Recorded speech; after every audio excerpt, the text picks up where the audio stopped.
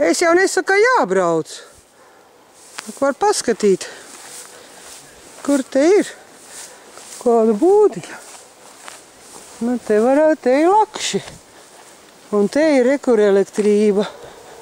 Un reku elektrība pagriežās. Un te ir reku ceļš. Nu, te ir kaut kāda mājiņa. Maza, un tur ir uzols. Un reku elektrībai priedē gals. Un te ir tīri svaigi braukts.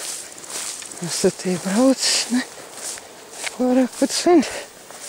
Zāle nav pacēlusies. Iet kaut kāds celiņš iekšā. Nu, te ir kaut kādi elektrības vadi. Ir kaut kāds 200 metri varētu būt. Tad jau uz to pusi tur. Bet te bišķiņ pa daudz aiziet tas kā viņi sauc. Vats nogriežinās to galu. No meža iznāk.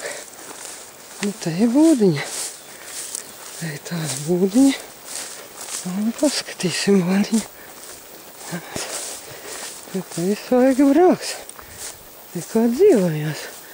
Es, ka tur ir tualete.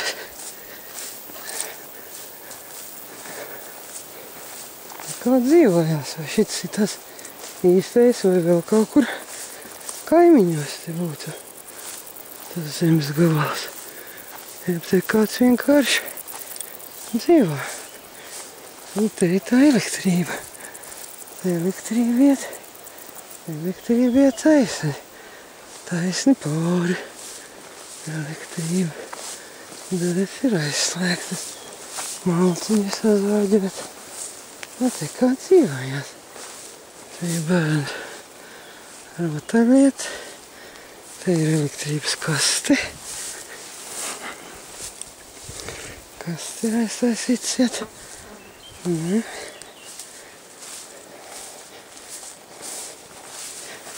Te varētu būt, ja te ir kaut kāds baigais aizaugums.